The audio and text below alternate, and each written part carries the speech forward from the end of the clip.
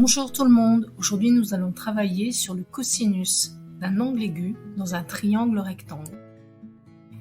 On appelle trigonométrie la branche des mathématiques qui fait le lien entre les distances et les angles dans un triangle. Les origines de la trigonométrie remontent aux civilisations égyptiennes, mésopotamiennes et indiennes il y a plus de 4000 ans. À la base, la trigonométrie est une géométrie appliquée à l'astronomie. Elle permet de relier les angles dans un cercle avec les cordes et les arcs de cercle correspondants. Dans leurs textes mathématiques, les Arabes utilisaient le mot indien « jia » qui signifie « corde d'arc » en sanskrit. Lors de la traduction de ces textes en latin, les traducteurs ont cru qu'il s'agissait du mot arabe « jeb » qui veut dire « poche » et l'ont traduit par le mot latin « sinus » qui veut dire « cavité ». Le mot cosinus est une version abrégée de l'expression latine sinus complémentaire. Nous verrons dans une autre vidéo ce qu'est le sinus d'un angle. Revoyons un peu de vocabulaire. Si l'on considère un triangle ABC rectangle en C, le côté qui fait face à l'angle droit est appelé hypoténuse, c'est le plus grand côté du triangle. Celui qui fait face à l'angle CAB est appelé côté opposé à l'angle BAC. Le dernier côté est appelé côté adjacent à l'angle BAC. Si l'on considère un triangle ABC rectangle en A, nous avons l'hypoténuse BC. Le côté AB est appelé côté adjacent à l'angle ABC et le côté AC est appelé côté adjacent à l'angle ACB. Dans un triangle rectangle, la longueur du côté adjacent à un angle aigu est proportionnelle à la longueur de l'hypoténuse de ce triangle. Il est très facile de le démontrer avec la propriété de Thalès. Le coefficient de proportionnalité qui les lie, qui ne dépend que de l'angle, est appelé cosinus de l'angle. Si l'on considère un triangle ABC rectangle en A, on a cosinus de l'angle ABC qui va être égal à BA sur BC. À quoi va nous servir le cosinus d'un angle? Commençons par la détermination du côté adjacent à un angle aigu connu dans un triangle rectangle, connaissant son hypoténuse. Considérons un triangle IJK rectangle en K, tel que IJ mesure 6 cm, et tel que la mesure de l'angle IJK soit égale à 53 degrés. Calculons la mesure de la longueur JK. Comme toujours, nous allons commencer par faire un schéma sur lequel nous allons faire apparaître les valeurs connues et les valeurs cherchées. Nous constatons que nous connaissons le côté adjacent à l'angle connu et que nous cherchons l'hypoténuse. La formule de trigonométrie qui utilise à la fois l'hypoténuse et le côté adjacent à un angle est le cosinus. Nous allons donc l'utiliser. Dans le triangle IJK rectangle en K, on a cosinus de l'angle IJK qui est égal à JK sur JI. Nous allons remplacer les valeurs que nous connaissons. Nous obtenons cosinus 53 degrés qui est égal à JK sur 6. Cette dernière phrase est une équation.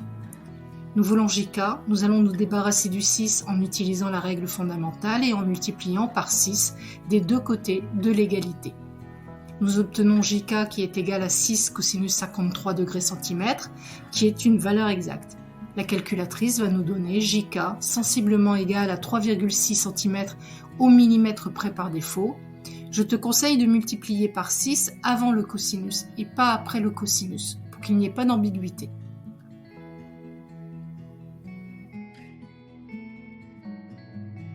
Déterminons maintenant l'hypoténuse d'un triangle rectangle, connaissant la mesure d'un de ses angles aigus et la mesure de son côté adjacent. Considérons un triangle VUI rectangle en I, tel que IV mesure 3,5 cm et tel que la mesure de l'angle UVI soit égale à 21 degrés, et déterminons UV. Comme précédemment, commençons par faire un schéma. Nous constatons que nous connaissons l'hypoténuse cette fois-ci et que nous cherchons le côté adjacent à l'angle. Quoi qu'il en soit, la formule à utiliser est le cosinus. Dans le triangle VUI rectangle en I, on a cosinus de l'angle IVU qui est égal à VI sur VU. Comme précédemment, nous allons remplacer par ce que nous connaissons, nous obtenons cosinus 21 degrés qui va être égal à 3,5 sur VU. C'est encore une équation, mais l'inconnu est cette fois-ci au dénominateur. Nous allons inverser les deux côtés de l'égalité pour avoir notre inconnu au numérateur. Nous allons donc mettre cosinus 21 degrés sur 1. Attention, c'est le cosinus 21 degrés qui est divisé par 1 et pas le 21 degrés. Et nous allons inverser. Nous obtenons VU sur 3,5 qui est égal à 1 sur cosinus 21 degrés. Il ne nous reste plus qu'à multiplier par 3,5 des deux côtés de l'égalité et d'utiliser la règle fondamentale. Nous obtenons VU est égal à 3,5 divisé par cosinus 21 degrés centimètres, ce qui est la valeur exacte. Et la calculatrice va nous donner comme valeur approchée 3,7 cm au millimètre près par défaut. Déterminons maintenant la mesure du côté opposé à un angle aigu connu dans un triangle rectangle connaissant son hypoténuse. L'année prochaine, tu auras le sinus qui te permettra de sauter une étape et de gagner du temps. Considérons le triangle DSE, rectangle en D, tel que SE mesure 5,1 cm et tel que la mesure de l'angle DES soit égale à 40 degrés. Et calculons DS. Comme toujours, commençons par faire un schéma. Sur le schéma, tu constates que tu cherches le côté opposé à l'angle que tu connais et que tu connais l'hypoténuse du triangle. Il va falloir donc calculer d'abord la mesure de l'angle DSE.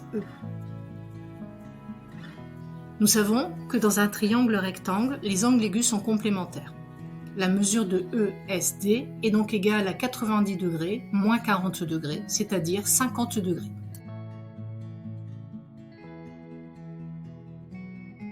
Il ne nous reste plus qu'à appliquer le cosinus dans le triangle EDS, rectangle en D. Nous avons cosinus de l'angle ESD qui est égal à SD sur SE.